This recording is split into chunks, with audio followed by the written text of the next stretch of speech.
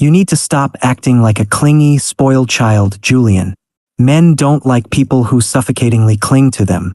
If you keep this up, you're going to push him away forever.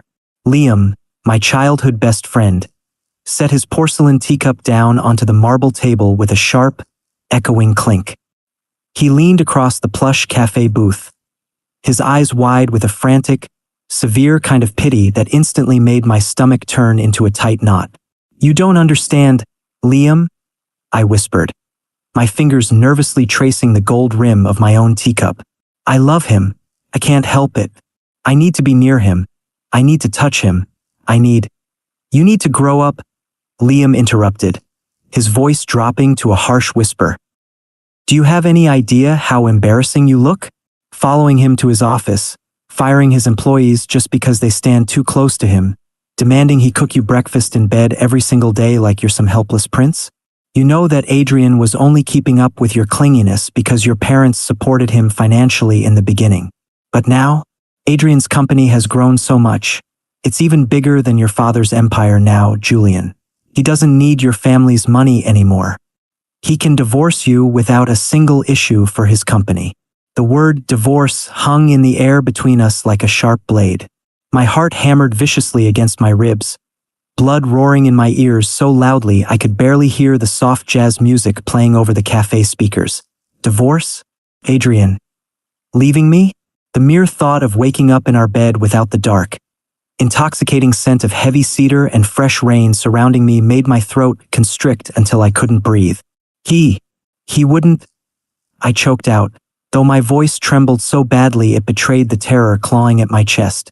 He will if you don't start acting like a mature, independent adult, Liam said flatly, pulling his coat around his shoulders. Alphas want a partner, Julian, not an obsessive leech.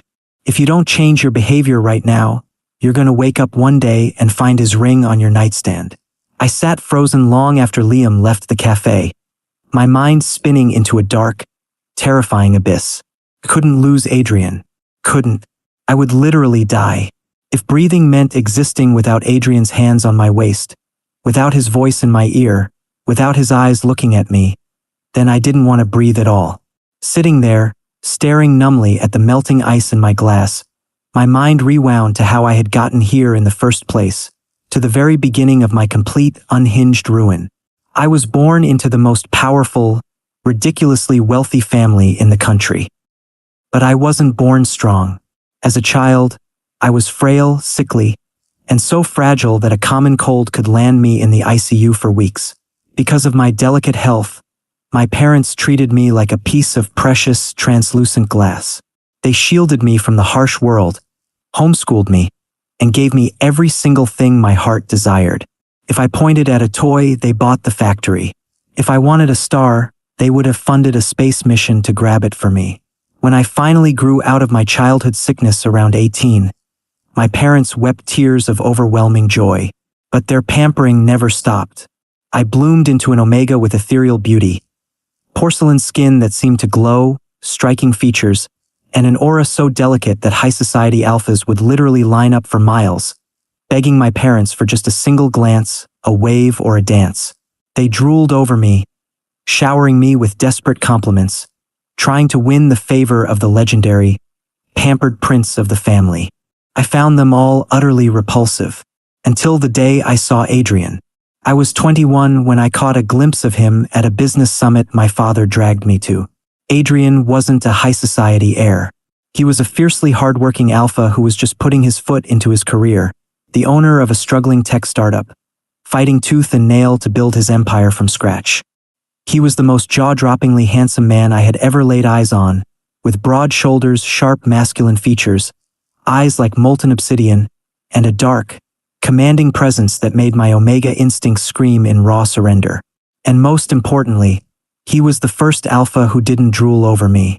When his eyes briefly met mine across the room, he didn't stare like I was a prize to be won. He simply gave a polite, respectful nod and walked past me to pitch his startup to investors. My soul split open in that exact second. I didn't just want him, I needed him. The moment we got home, I threw the mother of all tantrums. I looked at my parents and flatly announced, I want that alpha. Make him my husband. My father laughed at first, thinking it was a childish whim. But when I locked myself in my bedroom and started a full-blown hunger strike, refusing to eat a single bite for 2 straight days, my parents panicked. They doted on me too much to watch me suffer. Terrified for my health, my father swallowed his pride and approached Adrian. He offered to invest a massive, game-changing fortune into Adrian's struggling startup on one condition. Adrian had to marry me. Adrian refused. He looked my powerful father dead in the eye and turned down the money, stating he would build his company on his own merit, not through a forced marriage. When my parents came back and told me, I was devastated. Julian, sweetie, please find someone else.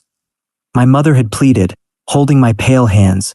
There are lines of wealthy, powerful alphas who would literally die just to get you to look at them. You are the most beautiful omega in the world.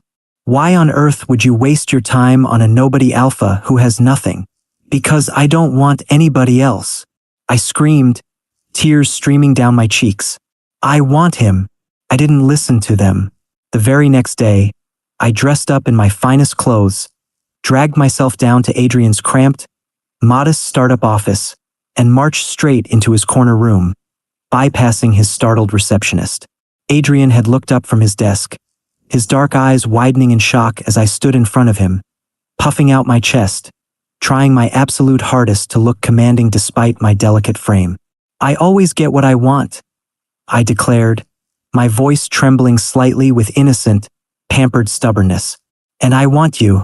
My parents offered you money and you said no, but I'm telling you right now, I'm going to be your husband. I'm very sweet, I'm very pretty, and I will love you more than anyone else ever could. So you have to marry me. I spoke with the absurd, unfiltered innocence of someone who had been protected from the harsh realities of the world his entire life. I thought I was laying down a ruthless business case, but looking back, I must have looked like a spoiled, dramatic kitten trying to act like a lion. Adrian had stared at me for a long, heavy silence. His jaw worked, his dark eyes burning with an unreadable, intense light that sent shivers down my spine. Okay, Adrian had said softly, his voice deep and rough. I will marry you. I was over the moon. What I didn't know then, what I wouldn't find out until much later, was that Adrian hadn't agreed because of my speech or my father's money. He had fallen head over heels, insanely, irrationally in love with me the very second I stepped into his office. Our wedding happened a month later. My parents, still anxious to secure my happiness, gave Adrian a huge, eye-watering sum of money as dowry. I secretly assumed Adrian had agreed to marry me because he ultimately needed the financial lifeline for his company. But I didn't care. I was selfish, delusional, and ecstatic. I had the man I loved. From day one of our marriage, my obsession took complete control of me. I was suffocatingly clingy. I couldn't bear to be separated from him for even an hour. When he worked from home, I sat directly on his lap, wrapping my arms around his neck, nibbling on his sweet-scented alpha scent gland right at his collarbone while he tried to review multi-million-dollar contracts. When he went to the office, I dragged my designer pillows along, set up camp on his office couch, or sat on his desk, interrupting his meetings because I demanded kisses, hugs, and expensive surprise gifts. Every single morning, I demanded that he cook me breakfast in bed, serving it to me with a kiss on my forehead before I would even open my eyes. If he had to travel out of town for business, I would throw absolute hysterical fits, weeping into his shirts, locking his suitcases, and refusing to let him leave the penthouse until he practically had to drag himself out the door. And I was utterly ruthless when it came to other omegas. I refused to let any omega breathe the same air as my alpha. I demanded he fire his sweet omega secretary simply because she smiled at him too warmly. I forced him to terminate a junior analyst who accidentally touched Adrian's arm while handing him a file during a presentation. At a high-profile corporate dinner, when a drunk female omega employee leaned slightly against Adrian's shoulder while laughing, I made a massive scene, threw my wine glass, and ensured she was escorted out of the building and fired before sunrise. Adrian never yelled at me. He never scolded me for being crazy. He held me when I demanded it, kissed me passionately whenever I asked, took care of my every delicate health need, bought me lavish gifts, and dutifully cooked my breakfast every morning, placing it on my lap with a gentle kiss to my brow. But he never slept with me. Not in that way. We had been married for over a year, and we had never consummated our marriage. Whenever things heated up in bed, whenever our kisses turned desperate and I tried to move my hands down his chest, stripping away his clothes, Adrian would suddenly freeze. His jaw would clench, his heavy alpha pheromones would flare violently, and he would gently but firmly push my hands away. Then he would get out of bed, walk into the master bathroom and lock the door. Seconds later, I would hear the sound of the cold shower running for nearly an hour, leaving me lying alone in our massive silk sheets, flushed, aching, and deeply confused. Just the night before my conversation with Liam, it had happened again. We were making out on the mattress, his heavy body hovering over mine. I had felt so consumed by love that I moved my hand down toward his belt, desperately wanting to belong to him completely. But Adrian had instantly seized my wrist. His breath was ragged, his eyes practically glowing red in the dark. He had roughly pushed himself off me, marched straight into the master bathroom, and turned on the icy shower, leaving me shivering and devastated. Though he eventually returned an hour later, smelling of cold water, and pulled me tightly into his arms to sleep, the rejection burned like acid in my veins. And now, listening to Liam's brutal words at the cafe, everything seemed to make terrible, horrifying sense. Adrian didn't sleep with me because he wasn't truly attracted to me. He tolerated my clinginess, my crazy jealousy, and my childish fits only because he felt obligated by my family's financial backing. But now that his company was a global giant, superior even to my father's enterprise, he was getting exhausted. He was running to the cold shower because he found my suffocating, desperate touch repulsive. "If you keep acting like an obsessive leech," Liam's warning echoed violently in my head. "He is going to divorce you." Terror, raw and icy, flooded my veins. I couldn't let him leave me. I would do anything. I would rewrite my entire personality. I would tear my own heart out if that's what it took to keep him. If Adrian wanted a mature, independent, distant spouse who didn't act like a clingy child, then that is exactly what I would force myself to become. That evening, I sat on the plush velvet sofa in our grand penthouse living room. Usually, around 7 p.m., when I heard the private elevator chime announcing Adrian's arrival, I would sprint to the front doors like a frantic puppy, throw my arms around his neck, wrap my legs around his waist, and bury my face in his throat, sniffing his scent until he carried me inside. The elevator chimed. My heart leapt into my throat. Every single instinct inside my omega body screamed at me to jump up and run to him. My chest physically pained me. My hands shook with the agonizing urge to throw myself into his arms, to hold him tight, to kiss his jaw, to demand he tell me every tiny detail of his day. No. I forced myself to sit still, gripping the cushion so hard my knuckles turned stark white. Act mature. Don't be clingy. Don't annoy him.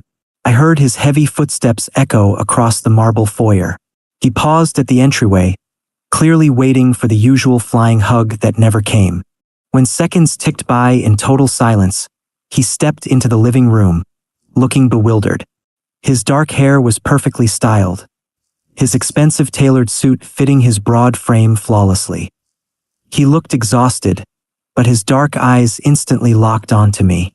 "I'm back," Adrian said, his deep voice carrying a strange, hesitant edge.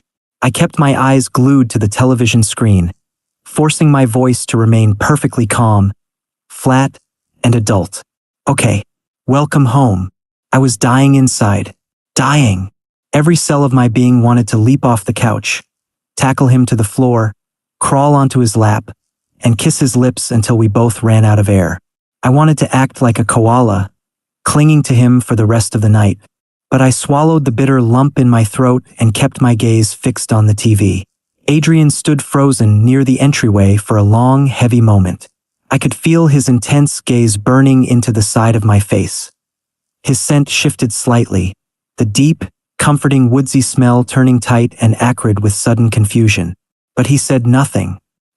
He simply unbuttoned his suit jacket and quietly headed toward his study. Later that night, after I took a warm shower, I walked back into our master bedroom wearing simple, loose pajamas. Adrian was already lying in bed, propped up against the headboard, wearing his black silk pajama pants and reading through a thick stack of office contracts, just like he did every night. Normally, the moment I saw him with work papers in bed, I would throw a fit. I would climb onto his lap, snatch the contracts out of his hands, throw them callously onto the floor, straddle his waist, and demand that he give me his undivided attention and 100 kisses before I let him sleep. I took a deep breath, fighting down the frantic urge to tear those papers to shreds. Do not act clingy if you don't want to get divorced, I reminded myself sternly. Instead of climbing into his lap, I walked around to my side of the massive king-sized bed. I slipped quietly beneath the covers, pulled the blanket up to my shoulders, and turned my back to him, closing my eyes to pretend I was asleep. The rustling of paper instantly stopped.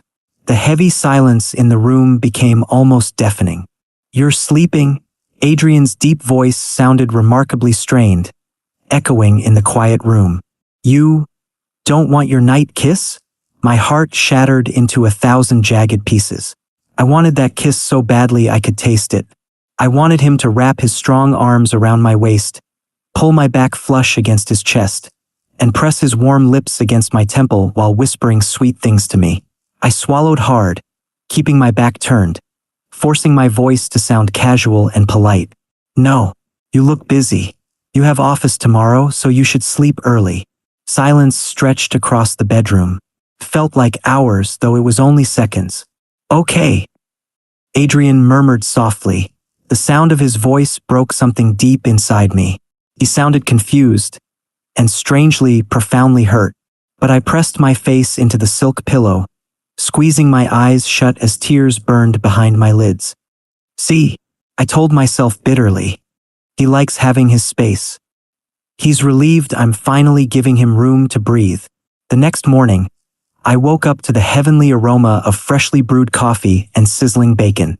I opened my eyes to find Adrian sitting on the edge of the bed. In his hands was a silver tray holding my favorite breakfast: fluffy pancakes, fresh berries, scrambled eggs, and hot coffee, cooked personally by him, just as he had done every single day of our marriage. "Good morning, sweetheart," he said softly, setting the tray carefully across my lap. Usually, I would squeal with delight, throw my arms around his neck, kiss his cheeks, his nose, and his lips, and demand he feed me the first bite himself. Instead, I simply sat up, gave him a small, polite smile, and picked up my fork. "Thank you, Adrian," I said quietly, taking a small bite. Adrian stared at me, his dark eyes searching my face with an intense, desperate scrutiny that made my skin tingle. He sat rigidly on the edge of the mattress, his jaw clenched tight. "I have a meeting with a client this afternoon," Adrian began slowly, watching my every reaction carefully. "It's an Omega client. I'm just telling you in advance so you don't pull his hair when you see him later coming into my office." A sudden, sharp spike of violent jealousy slammed into my chest. An Omega client? Under normal circumstances, I would have dropped my fork, thrown a massive, screaming fit, poured the hot coffee onto the bed, interrogated him for 2 hours about who this Omega was, demanded to see their picture, and explicitly forbidden him from attending the meeting. If he insisted, I would have dragged myself to his office, sat directly on his desk during the meeting, and gloriously pulled the Omega's hair if they so much as breathed in Adrian's direction. My hands shook violently under the tray.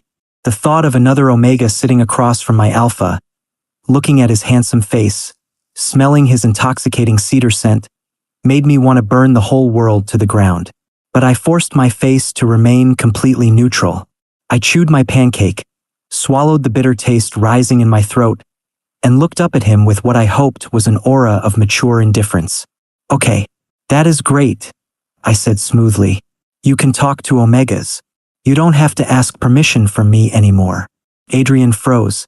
His eyes widened slightly in absolute shock. I forced a tight, artificial smile onto my face, pushing the nightmare down deep inside. In fact, you can also recruit Omega employees if you want. I won't say anything. I won't come to your office anymore either. I just get bored there anyway. A terrible, suffocating weight settled over the bedroom. Adrian looked at me as if I had just stabbed him in the chest with an ice pick. The color drained slightly from his face, his dark eyes filling with a raw, agonizing look of pure heartbreak. His fists clenched so tightly on his knees that his knuckles turned stark white. You get bored? He asked, his voice barely a quiet rasp. Yeah, I lied, my voice cracking slightly before I quickly corrected it. It's fine. Go have your meeting. Adrian stood up slowly. He looked at me for a long, agonizing moment, as if waiting for me to laugh, to jump up, to scream at him, to pull his necktie and demand he stay home. But I just kept eating my food politely. Without another word, he turned around and walked out of the bedroom, looking deeply, utterly crushed. After Adrian left for work, the penthouse felt deafeningly silent. The emptiness suffocated me. Feeling completely lost and miserable, I decided I couldn't stay in the quiet apartment any longer. I picked up my phone and dialed Adrian's number. He picked up on the very first ring, before it could even finish ringing once. Julian? His voice rushed through the speaker, sounding breathless and tight. Is everything okay? Are you all right? I'm fine, I said quietly, holding back a sob. I wanted to tell you that I'm going to meet my parents at their estate today. There was a brief pause on the line. Okay, Adrian said softly, his tone laced with heavy caution. Please make sure you have the security detail with you in the car. Don't go anywhere without them. I will. Bye. I hung up before I could break down and beg him to come home. I took our private town car to my parents' grand estate in the suburbs. But when I walked into the sunlit drawing room, I was surprised to find a familiar face sitting on the velvet couch, sipping tea with my mother. It was Michael. Michael was an alpha, the son of my parents' close family friends. Growing up, because of my fragile health and homeschooling, I had very few friends besides Liam. Michael had been the only other person allowed near me. But the moment I announced my marriage to Adrian 2 years ago, Michael had suddenly vanished, leaving the country without saying a single word to me. He had never contacted me since, and because my entire existence had become completely consumed by my insane love for Adrian, I had honestly forgotten Michael even existed. Julian. Michael stood up, a warm, handsome smile lighting up his face as he looked at me. Look at you. You look as beautiful as ever. Michael. I blinked in surprise. When did you get back to the country? Just a few days ago, he said softly, stepping closer. I've missed you so much. We sat down, catching up on basic pleasantries while my mother smiled. Suddenly, my phone buzzed in my hand. I pulled it out to see a text from Adrian. Are you safely at your parents' house? I quickly typed back. Yes, I'm here. Michael is here too. We're catching up. Message was read, but Adrian did not reply. How busy is he with that ugly Omega client of his? I wanted to call him, but I stopped myself. Less than 15 minutes later, the heavy oak doors of my parents' mansion swung open with a loud thud. I gasped. Standing in the doorway, his coat slightly disheveled and his dark hair windblown, was Adrian. He was breathing heavily, his silver eyes sweeping the room until they locked onto me. Adrian strode into the living room. He didn't even look at my mother or the servants. His dark, burning eyes locked onto me like a predator tracking its prey. In 3 massive strides, he reached my chair, grabbed my hand, and pulled me up, before I could process what was happening. His thick arm wrapped tightly around my waist, pulling my hips flush against his, completely enveloping me in his suffocating sandalwood pheromones. It was a dominant, fierce act of pure territory marking. Michael's eyes narrowed as he felt the oppressive aura. Sterling, I didn't expect to see you here. I'm sure you didn't, Adrian said coldly, his silver eyes flashing with pure danger as he stared Michael down. I came to pick up my husband, and I suggest you stop drooling over married Omegas, Michael. It's a pathetic look. Michael's jaw tightened, but he didn't dare challenge the dominant alpha standing before him. Adrian didn't give anyone else time to speak. He turned me around, keeping his arm locked like a steel bar around my waist, and ushered me out of the estate toward his sleek black sedan. Adrian, what are you doing? I asked as he opened the passenger door for me. Why did you leave work in the middle of the day? Get in, Julian, he commanded softly, though his voice shook slightly. We're going home. I didn't resist. Deep down, a sick, twisted spark of thrill blossomed in my chest at his possessiveness, but I quickly suppressed it, reminding myself of Liam's warning. The ride back to the penthouse was filled with a thick, heavy silence. Adrian held my hand the entire time, gripping it so tightly it almost hurt, but I didn't dare pull away. I loved it, craved it. When we finally walked through the doors of our penthouse, Adrian let go of my hand, running a frustrated hand through his dark hair. I have to leave for a business trip tomorrow morning, Adrian said abruptly, standing in the middle of the foyer, refusing to meet my eyes. It's an urgent international expansion meeting. I'll be gone for a whole week. 7 entire days. 168 agonizing hours without seeing his face, without smelling his scent, without hearing his voice. My soul shrieked in horror. Normally, I would have lost my absolute mind. I would have screamed, cried, thrown my arms around his waist, locked the front door, hidden his passport, ripped up his flight tickets, and physically laid on his luggage, sobbing hysterically that he couldn't leave me. I would have demanded he take me with him or cancel the entire trip altogether. The frantic urge to run to his bedroom, steal his passport, and hide it inside my sweater surged through my veins. No! I screamed at myself internally. Stop it. If you throw a fit now, he will realize how crazy you are and divorce you the second he gets back. Control yourself. I squeezed my eyes shut for a second, forcing a tight, painfully fake smile onto my pale face. Okay, I said, my voice trembling slightly despite my best efforts. Have a safe trip, Adrian. Without waiting for his response, I turned on my heel and walked swiftly into the master bathroom, shutting the door behind me before he could see the heavy tears finally spilling over my eyelashes. I stood under the warm spray of the shower for nearly an hour, sobbing silently, trying to wash away the crushing agony in my chest. When I finally stepped out, wrapped in a soft silk robe, the penthouse was dark. I walked into the bedroom, thinking Adrian had already left for the airport. Instead, he was sitting on the edge of our bed. He was wearing an open terrycloth robe, revealing his broad, sculpted chest. His dark hair was dripping wet from his own shower he probably took in the guest bathroom, and he smelled so intensely of raw alpha pheromones that my knees felt weak. As I approached the bed, Adrian stood up. He walked toward me with a dark, desperate look in his eyes. Before I could even speak, he placed his hands on my hips, guided me onto the mattress, and climbed over me. He hovered above me, his heavy legs straddling either side of my body. He leaned down and captured my lips in a deep, agonizingly desperate kiss. It wasn't the usual soft kiss. It was wild, possessive, and hungry. His tongue invaded my mouth, tasting me, drinking me in as if he were a dying man crawling through a desert. His hands gripped my waist tightly, pinning me beneath his broad frame. My self-restraint vanished into thin air. My heart hammered insanely against my ribs. I kissed him back with equal desperation, wrapping my arms around his broad neck, arching my back into his touch. He's going to be gone for a whole week. I'm going to go mad without him. I wanted to surrender completely. I wanted to tear off his robe, pull him down onto me, and beg him to make me his forever. But then, a terrifying memory flashed through my mind. I remembered all those times we had kissed like this.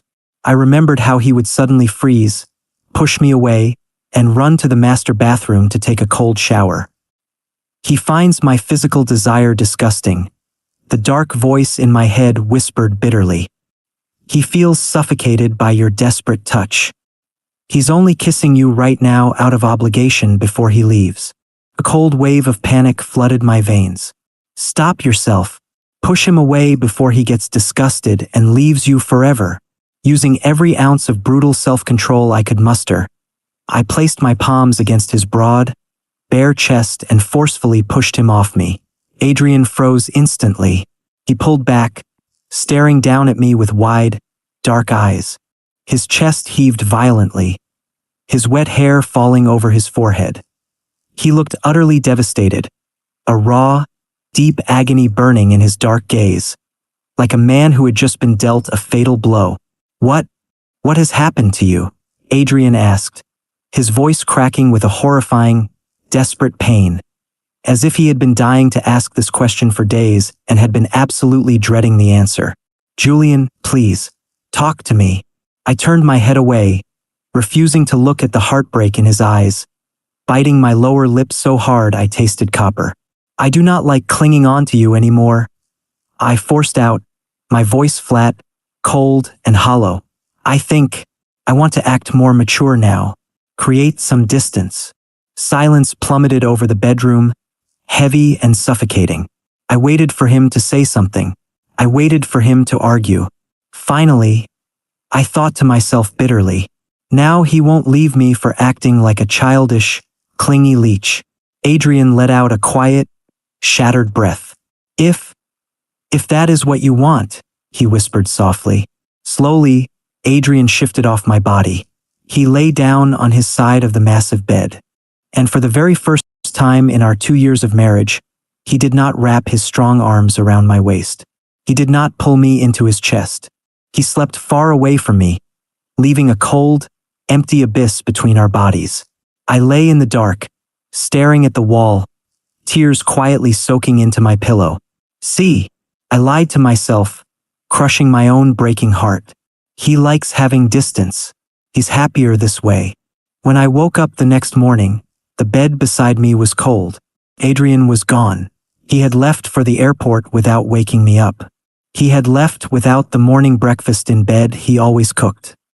He had left without the desperate, sweet kisses I would have usually demanded before letting him leave the house. He had left without the lingering, warm embrace I would never have released until he was absolutely on the verge of missing his flight. The penthouse felt like a hollow, barren graveyard. I sat on the edge of the empty bed, staring at my phone. My fingers hovered over Adrian's contact name. Normally, the moment his plane landed, I would have called him every 10 minutes. I would have texted him 50 times an hour, demanding to know where he was, who he was with, what he was doing, and when he was coming back to me. "No, don't call him. Don't drown him. Act mature." I locked my phone and threw it onto the mattress. Hours dragged by like painful centuries. Adrian didn't call me either. The silence stretched between us, terrifying and absolute. Around 2 p.m., my phone buzzed with a text message from an unknown number. "Hey Julian, this is Michael. This is my new number. Are you free for lunch or dinner today? I'd love to catch up properly." Liam said he'd join us too. I stared at the screen, hesitation twisting in my gut. I remembered reading an article online a few days ago about how to overcome relationship anxiety and obsessive clinginess. To stop being obsessively clingy, do not let your entire life revolve around one single person. Build a social life. Interact with other people. Maybe Liam and the articles are right, I thought numbly. If I keep sitting in this empty apartment thinking about Adrian every second, I'm going to lose my mind and call him. I need to force myself to interact with other people. Okay, I typed back to Michael. "Let's do dinner." That evening, I met Michael and Liam at an upscale, high-end restaurant downtown. The restaurant was beautiful, filled with soft lighting and ambient music, but I couldn't enjoy a single second of it. I sat at the table, picking at my salad, my mind completely adrift. My soul was hundreds of miles away, in the city where Adrian was supposed to be holding his business meetings. What is he doing right now? My mind screamed frantically. Is he in a meeting? Are there other Omegas near him? Adrian is so insanely handsome, so wildly charming. What if an Omega tries to flirt with him? What if they touch his arm? He's so focused on work, he won't even realize they're hitting on him. What if someone tries to take him away from me? The agonizing jealousy and anxiety clawed at my chest until I could barely breathe. To force myself not to pull out my phone and call Adrian every 2 seconds, I had put my phone on Do Not Disturb mode and shoved it deep into my coat pocket. Julian? Are you even listening to me? Liam's voice snapped me out of my downward spiral. Huh? Oh, sorry, Liam, I murmured, staring down at my fork. I'm just tired. You look distracted, Michael said softly, offering me a gentle smile from across the table. He reached his hand across the white tablecloth, lightly touching the back of my hand. Are you okay, Julian? I flinched slightly, pulling my hand back politely. I'm fine. Just thinking. By 9 p.m., the anxiety eating away at my stomach had become completely unbearable. I couldn't take it anymore. I needed to see if Adrian had sent a quick text to let me know he arrived safely. I reached into my coat pocket, pulled out my phone, and turned off Do Not Disturb mode. The moment the network connected, my phone violently froze, vibrating uncontrollably in my hand like a living creature. A flood of notifications exploded across my screen. 280 missed calls from Adrian. 45 text messages from Adrian. My blood ran completely cold. 280 missed calls. My hands shook so violently I almost dropped the phone. Terrified that something horrific had happened to him, that his plane had crashed, or he was in a hospital, I frantically dialed Adrian's number. It rang once, twice, 3 times, then went straight to voicemail. Panicking, my heart lodging itself in my throat, I dialed the direct number of Adrian's chief secretary. Julian? The secretary answered on the second ring, his voice sounding utterly hysterical and panicked. Oh, thank God. Where have you been? What happened? I cried out, standing up from the dinner table so fast my chair scraped loudly against the floor, drawing stares from other diners. Is Adrian okay? Where is he? Mr. Adrian walked out of the International Expansion Summit, the secretary shouted over the phone line. We were 10 minutes into the most important presentation of his career with foreign investors, when he suddenly pulled out his phone, looked at something, turned deathly pale, and lost his mind. He slammed his laptop shut, abandoned the investors, sprinted out of the building, ordered his private jet to be prepped immediately, and flew back to the city hours ago. He's been trying to reach you for 4 hours. My breath hitched in my throat. He abandoned his multi-million-dollar meeting and flew back. I'm going home right now, I gasped, hanging up the phone. Ignoring Liam and Michael's bewildered calls behind me, I grabbed my coat, sprinted out of the restaurant, threw myself into a taxi, and yelled at the driver to speed to our penthouse. My heart hammered against my ribs like a trapped bird as I took the private elevator up to the top floor. When the doors chimed open, the penthouse was completely pitch black. Adrian, I called out into the dark, my voice trembling with raw panic. Adrian, are you here? I reached out and flipped the wall switch. The grand chandelier sparked to life, flooding the living room with bright light. I froze. Adrian was sitting on the edge of the sofa in the center of the room. He looked like a man who had walked through hell and back. His perfectly styled hair was a messy, disheveled ruin, as if he had been wildly clawing his hands through it for hours. His expensive suit jacket was discarded on the floor, his shirt unbuttoned at the collar, his tie hanging loosely around his neck. His face was deadly pale, his jaw set in a tight, terrifying line, but his dark eyes, bloodshot and wide, were fixed on me with an expression of such catastrophic, raw heartbreak that it hit me like a physical blow. Adrian, I gasped, dropping my bag and running toward him. Hey, what happened? Why are you back early? Your secretary said you walked out of your meeting. Are you finally bored of me? Adrian interrupted. His deep voice was raspier than I had ever heard it, hollow and completely broken. I stopped dead in my tracks, blinking in total shock. What? Are you finally bored of me, Julian? Adrian repeated, standing up slowly from the couch. He towered over me, his massive frame trembling slightly. Is that why you went out on a date with Michael tonight? A date? I yelled, completely bewildered. No, it wasn't a date. I was just having dinner with Liam and Michael to catch up. Wait, how do you even know I was out with Michael? Adrian let out a dark, bitter, humorless laugh that sent an icy shiver straight down my spine. Because I put a secret GPS tracker in your phone? Adrian said flatly, stepping closer to me. I've had it installed since the day we got married. Don't you know it by now, Julian? He took another step forward, his alpha aura exploding into the room. Thick, suffocating, possessive, and wildly dangerous. I am obsessed with you, Adrian roared, his voice echoing violently off the high ceilings of the penthouse. I am completely, terrifyingly obsessed with you. I want you all to myself. I want to lock you in this penthouse and hide you from the rest of the world. I would literally murder any alpha who dares to even look in your direction with an ounce of desire. I stood frozen, my breath catching in my throat, my eyes wide as I stared at him. Do you have any idea what it felt like? Adrian's chest heaved, his eyes burning with an unhinged, wild light. Do you have any idea what happened to my sanity when I was sitting in that meeting, pulled up your location, and saw Michael's Instagram story? A story that had your hand in the corner of the frame. My jaw dropped. My hand. Yes, your hand.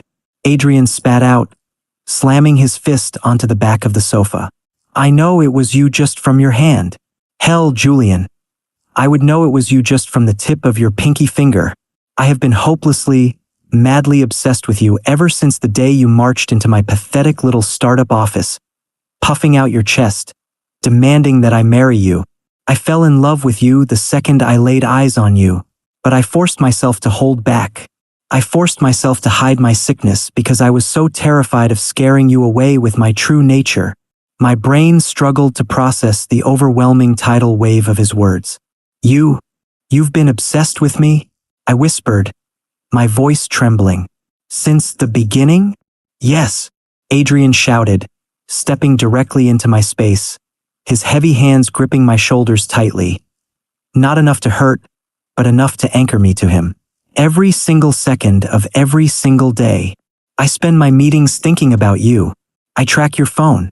I check your location every 10 minutes. But I thought you hated how clingy I was.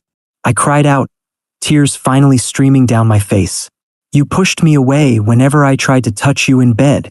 You ran to the master bathroom and turned on the icy shower every time I tried to make love to you. I thought you were disgusted by me. Adrian let out a strangled, agonizing sound, clutching my shoulders harder. Who put that absurd lie in your head? Adrian pleaded, his dark eyes searching my face in absolute agony. Disgusted by you, Julian. I love that you are clingy. I love that you follow me around. I love that you sit on my lap while I work and nibble on my neck. You are like a delicate, fragile flower to me. You were so sick as a child, so frail, so innocent. Do you have any idea how much self-control it took for me to push you away in bed? He leaned down, his forehead pressing violently against mine, his breath hot and ragged against my skin.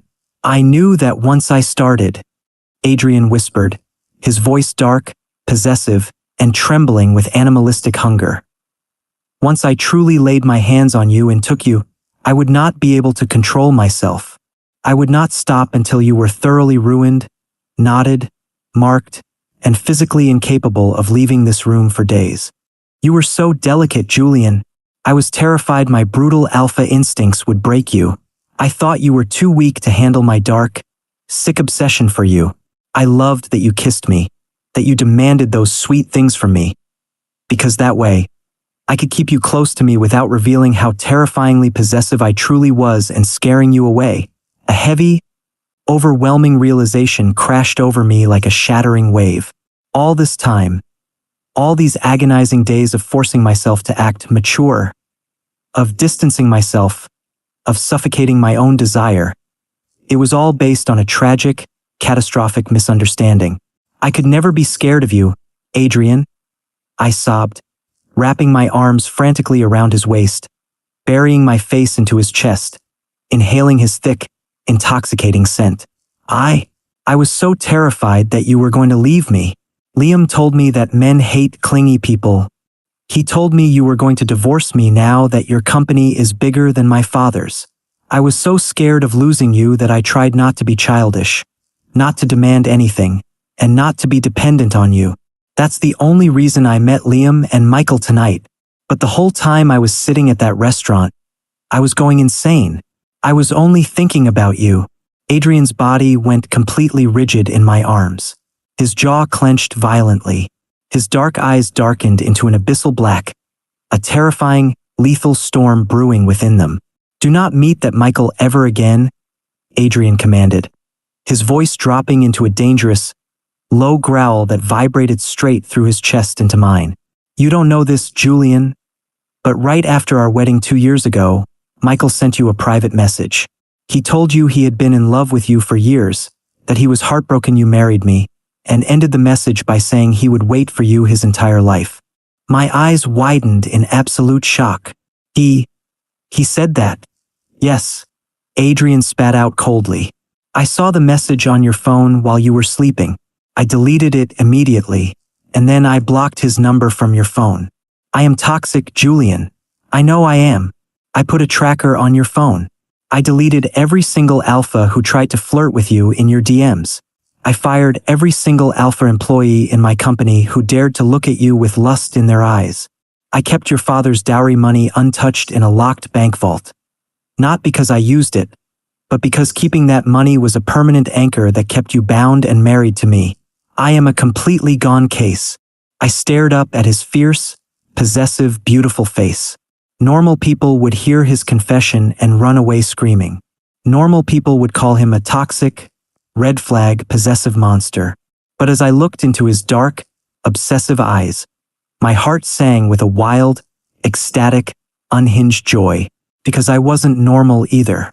I was just as toxic. I was just as crazy. I was the Omega who went on a hunger strike to force a man to marry me.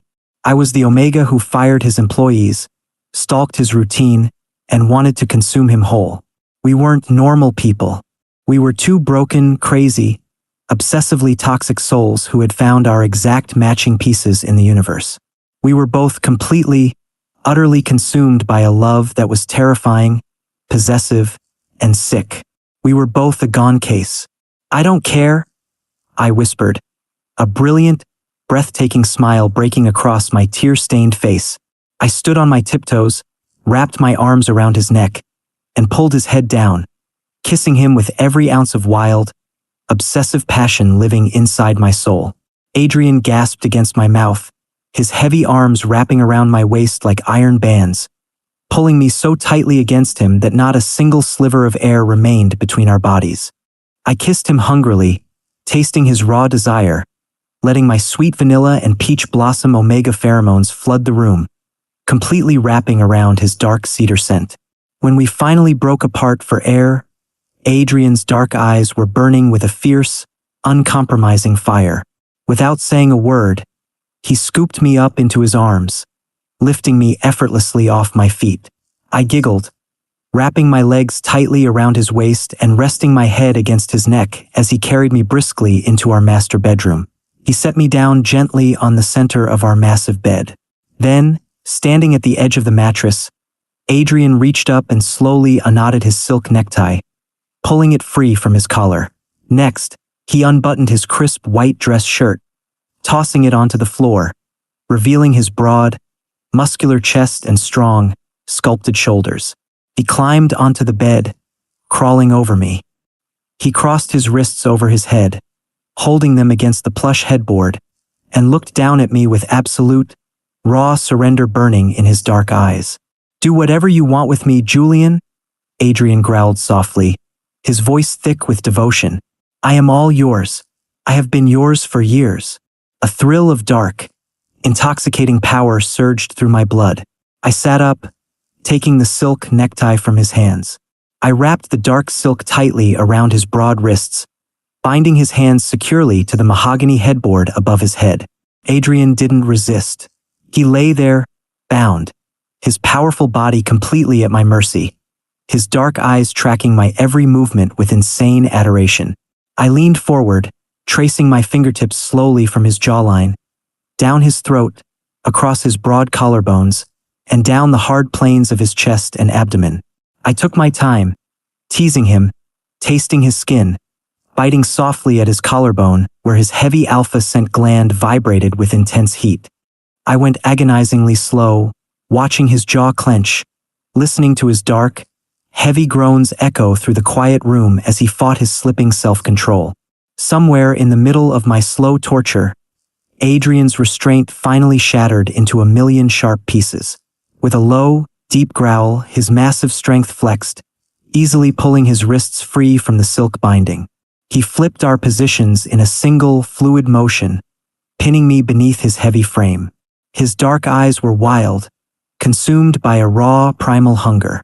Yet, even in his feverish state, he paused, his hands trembling slightly against my wrists as he tried to force himself to be gentle. I looked up at his fierce face, reaching up to cup his cheek, repeating the exact words he had given me minutes before. "I am all yours, Adrian. I have been yours for years. Do whatever you want with me." The last wall of his restraint crumbled completely.